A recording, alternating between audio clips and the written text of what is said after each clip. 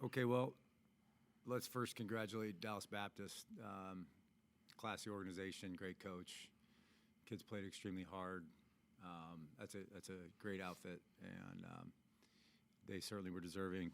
They gave us a lot of problems today. Really proud of our group. This is a group who nothing has come easy for us this year, and I think we've learned to embrace that and learned a lot of lessons through it. It's a group that had a lot of aspirations this year, had some setbacks along the way, but this is only, I think, maybe the fourth time that this Regis University's made it to this tournament. Now, obviously, we weren't trying to get here and go down in the first round, but this is a historic year for this team and this organization, so something that we're very proud of. And then as far as the game goes, again, I give a lot of credit to Dallas Baptist. They play a difficult style to prepare for and be ready for. There's a world where we do a little better job of finishing at the rim and make a couple outside shots, and this thing might be a little more interesting. But they do that to you. They rush you and they get you out of your rhythm a little bit, and obviously they force a lot of mistakes. And again, that's nothing to take away from them, but our kids did a lot right, and we were in the right spots, and we would like to see the ball go down a little bit more tonight, but that's basketball. And so congratulations to them, and I just want to be heard that just how proud I am of these kids and our fight and our toughness, because we played all 40 minutes. You had some big wins this season, some great moments. You were a conference tournament runner-up, and this is your fourth appearance in the NCAA tournament. Recap this season and just what it meant to you. It's just, it was about lessons and growth. And, this team, I've said it before, we really have just kind of clawed and crawled to where we were. Nothing came easy at any point in the year. Everything was difficult. We would turn 10-point wins into 1-point wins somehow. And again, it's just part of a learning process. But, in doing so, we really learned a lot of lessons about ourselves, about role declaration, about sacrifice, about doing the hard things and the little things that it takes to win. And the better and better we got at that, the better and better we got. No mistake. And I think that's really the story of this season. It's just about growth and lessons and young men learning to be really tough for sustained periods of time. Again, not something that's easy to do. Yeah. You handled DBU's pressure well in the first half tonight. What was the key to staying focused in the midst of that pressure, and what was the difference in the second half?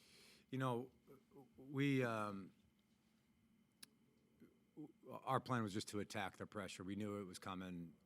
We had a pretty good idea when and where. And we knew we would make some mistakes along the way. We weren't going to come out unscathed. And I think that, I don't think there was a big difference between the two halves in terms of the way that we attacked the pressure. I mean, the turnovers we had 14 at the half. We finished with 25. And again, I think the indirect impact, that's a lot of turnovers. We gave too many possessions away. But the indirect impact of that pressure was taking us out of our rhythm. I think that had some impact on our three-point shooting and so forth, and just some of the passing and execution stuff that gets a little bit sloppy as you're just constantly fighting pressure. And that's what they do to you, and they did a good job with it.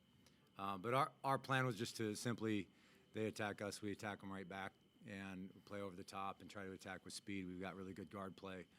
And we thought that if we could get over the top and make plays at the rim, 2-on-1, 3-on-2, those sorts of things, we would take our chances with that. And that's what we did, or at least we tried to. We did a pretty good job. Noticed you were out without grad student Kobe Sanders tonight. He was one of your top players in the conference. How hard was it to be without him tonight? We miss Kobe. He wouldn't be here without him. Unfortunate knee injury in the semifinals, and we miss him a lot. He's over there. Giving us suggestions. He's like a coach on the court, and he's like an extra coach on the bench when he's injured.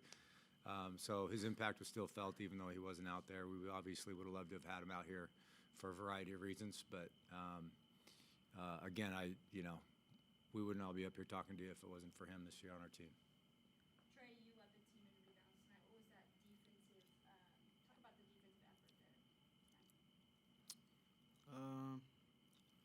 It's what I have to do for our team. It's what I've always had to do in general in playing basketball. So every single time on the court, I just try to give my best defensive effort, try to turn the ball over, try to get my hand on the ball, just try to give us another opportunity to win games and, make a shot on the offensive end. So, yeah. I know each of your seniors, just kind of comment on your career here at Regis.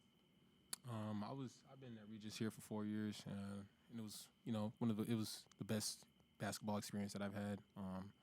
Coach Brady, he took me in when I was at the University of Montana. I was kind of scared. I didn't know where I was going to go after the transfer portal, but he willingly took me in. And he, like I said, he's like one of the best coaches I ever had. So, he just allowed me to play my game. He allowed me to, be free. He allowed me to, show my energy every day in practice and in the game. So, it was just a really good experience. I'll never take it for granted. And yeah, I love Regis, and I'll always be a Ranger. So, yeah. Quick one. Congrats on a good season. Thank you. How hard is it? You got NIL and transfer portal, D1 schools just beating each other up. How hard is it to maintain a program the high level that Regis was this year and you've been keeping? It's a great question. We all know if we pay attention to college basketball, we know the changing landscape with the transfer culture and the NIL money coming into the game at all levels. Our program's always been built around development and built around relationships. We've lost some guys too. We're not immune to it, but we've also gotten guys who have been attracted to that share values. You're looking at one to my right and one to my left right now. And a lot of guys have had opportunities to go and make changes. And, some of them have taken that. Most of them have stayed and recognized that the grass isn't always greener and that there's value in what we're providing here. And so we've just tried to actively look for those types of kids that share values. We listen to what they say when we're recruiting and kids that talk about how much they value the brotherhood or the locker room. They say it in different ways. But guys that value those things, we know that we can do a really good job with those kids. And though it's something other than a transactional relationship holding them with us. I appreciate your question. Seems like there's a lot of loyalty to your program, like you're saying, from the kids that stay. And it's always, you got D1 schools trying to pick off the best players. You know how it works. Yeah. Yeah.